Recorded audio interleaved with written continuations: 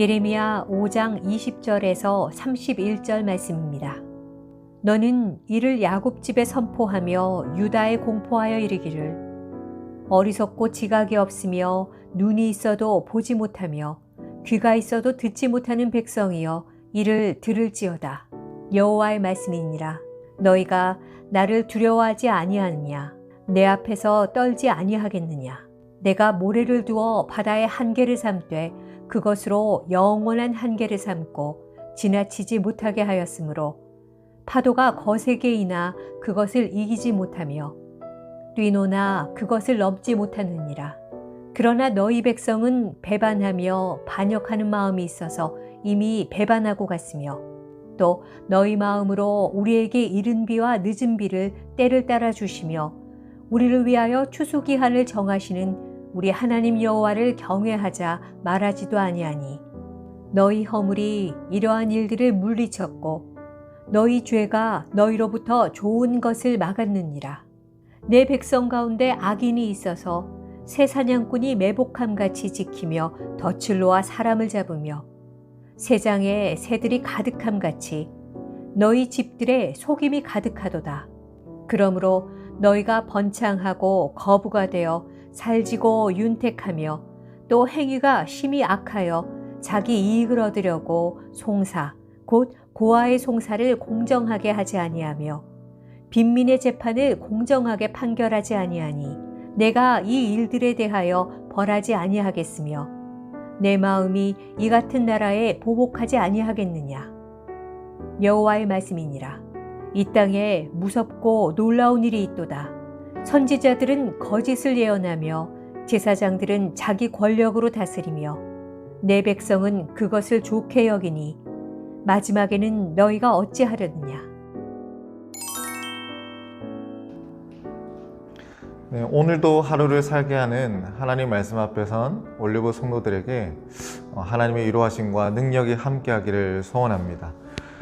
오늘 함께 읽은 예레미야 5장의 말씀을 가지고 또 하나님께서 우리 가운데 주시는 메시지를 나누고자 하는데요. 예레미야서를 읽어보면 마음이 참 무거워지는 말씀만 가득 차 있는 것 같습니다.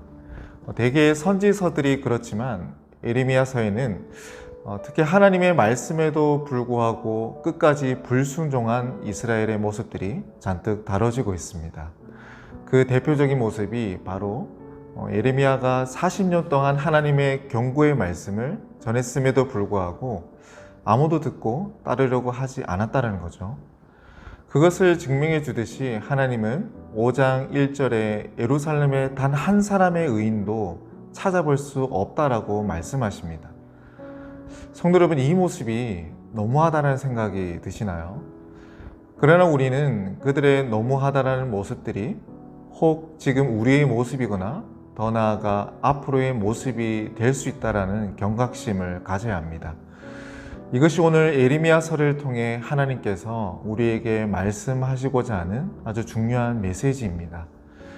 예레미야에서는 말씀 곳곳에서 이스라엘이 임박한 하나님의 심판 아래에 있음을 명시합니다. 그러나 아이러니하게도 정작 하나님의 진노의 화살의 시위가 있고 또 그것이 당겨져 있음에도 불구하고 이스라엘은 그것을 체감하지 못하고 있습니다. 여러분, 왜 그럴까요? 제가 정리를 한번 해봤는데요. 첫째는 그들의 귀가 막혀있기 때문입니다. 그들의 귀에는 하나님의 목소리를 담은 예레미야의 외침이 지금 들리지 않습니다. 왜냐하면 거짓 선지자들의 아주 달콤한 말대로 그들의 귀를 막고 있었기 때문이죠. 하나님의 심판 따위는 없을 것이니 너희들은 안심하고 삶을 즐겨라.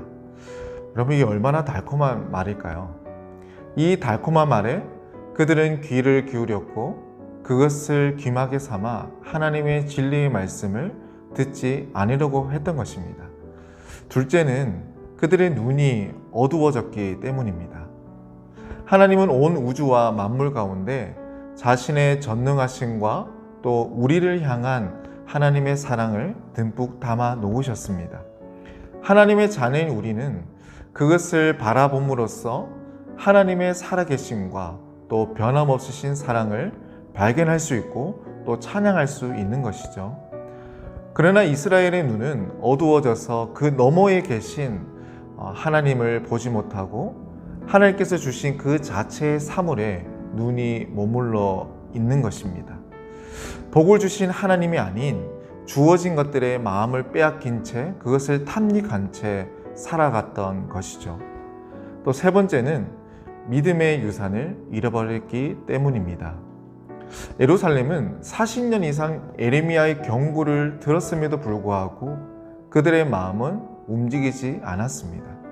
이것을 통해 우리는 그들 안에 어떤 심각한 단절이 있었음을 알 수 있습니다. 바로 믿음의 유산이죠. 이스라엘의 삶의 터전과 또 그들의 왕국은 여전히 부강했고 이스라엘은 그 유산을 자신들의 축복이라 여기며 지금의 삶을 만족했지만 정작 가장 중요한 유산을 잃어버린 채 살아가고 있었던 것입니다. 그 결과 오늘의 본문의 말씀 가운데 묘사된 이스라엘이 되어버린 것이죠. 여러분, 오늘 본문에는 그들의 모습을 어떻게 표현하고 있습니까? 언약 백성으로서 하나님을 사랑하는 마음으로 삶 속에서 하나님이 어떤 분이신지, 즉 하나님의 공의와 사랑을 베풀며 그들은 살아가야 했지만 오히려 자신의 이익을 위해서 이웃을 속이고 또 악을 행하고 있고 또 무엇보다 내가 하나님을 떠나서도 잘 살 수 있다라는 그런 교만으로 그들은 살아가고 있습니다. 우리는 이 말씀을 대하면서 잊지 말아야 할 중요한 사실이 있습니다. 그것은 우리는 어떤 시대를 살아가고 있는가라는 질문에 대한 답이죠.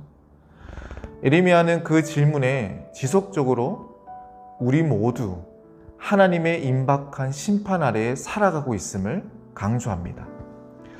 네덜란드의 대표적인 신학자 중 한 사람인 아브라함 카이퍼는 우리가 매일 누리는 삶에 대해서 이렇게 정의합니다. 프롤롱게이션. 그것은 우리가 매일 누리는 삶은 하나님의 무한한 사랑과 은혜의 결과물인 동시에 죄인들을 심판하시고자 하는 하나님의 진노의 연장선이라는 뜻이죠. 이 생각은 오늘날을 살아가는 우리에게 정말 중요한 깨달음을 줍니다. 내가 살아가는 오늘 이 하루는 당연하고 또 마땅히 누려야 할 것들이 아니라 심판받아 마땅히 죽어야 할 죄인들이 돌아오기를 바라는 그 마음으로 심판을 연장해 나가시는 하나님의 사랑의 기다림의 연장이라는 사실을 여러분들이 기억하셨으면 좋겠습니다. 오늘 이 하루는요, 내가 당연히 누려도 되는 그런 날이 아닙니다. 그리고 오늘 내가 악을 행함으로써 아무 일이 일어나지 않는다라고 해서 하나님이 공의롭지 못한다라는 사실 또한 아니라는 것이죠. 그저 사랑하는 자녀들이 자신의 품속으로 돌아오길 바라는 마음으로 그 진노를 억누르고 계시는 그 하나님의 사랑의 연장선이라는 사실을 여러분들이 기억하셨으면 좋겠습니다. 사랑하는 올리브 가족 여러분, 내 눈에 보이지 않고 또 나에게 당장 어떤 일이 일어나지 않는다라고 해서 우리가 하나님의 말씀을 듣고 보고 또한 지키는 일에 소홀히 여기지 않기를 간절히 바랍니다. 악인들을 향한 그 진노의 활 시위를 놓을 그때는 하나님만이 알고 계십니다. 에레미야의 답답한 심정이 그대로 녹여져 있는 질문이 우리의 마음속에 남아 있었으면 좋겠습니다. 마지막 때에 너희가 어떻게 하려느냐? 오늘 올리브 가족들은 이 세대 가운데 눈과 귀를 열어 하나님의 뜻을 볼 수 있고 또 무엇보다 하나님의 마음으로 이웃을 향해서 선과 공의를 펼치는 삶을 살아내기를 간절히 바랍니다.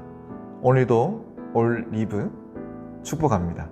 오늘 말씀을 기억하시면서 함께 기도할 제목들이 있습니다. 첫 번째는 달콤한 말들에 귀를 기울이지 않고 하나님의 진리의 말씀을 듣기 원하는 우리가 되기를 기도합시다. 귀를 열어 하나님의 말씀을 듣기 원합니다. 진리의 말씀으로 볼 수 없는 우리의 눈을 열어주시고 사랑과 공의의 삶을 살게 하옵소서. 두 번째 기도 제목은 우리의 생애 가운데 무엇을 가장 중요하게 지키고 자녀들에게 전달해야 할지 돌아보는 시간을 가지기를 바랍니다. 하나님의 복이 담긴 언약과 그것을 믿는 믿음이 나는 물론 가정대대로 거쳐 잘 전수될 수 있도록 우리의 삶을 깨워주시고 세워주옵소서. 특별히 오는 22일, 23일 유초동부 여름 캠프와 또 31일 주간에 있을 청소년부 여름 캠프를 위해 우리 성도님들이 마음을 모아 함께 기도합시다.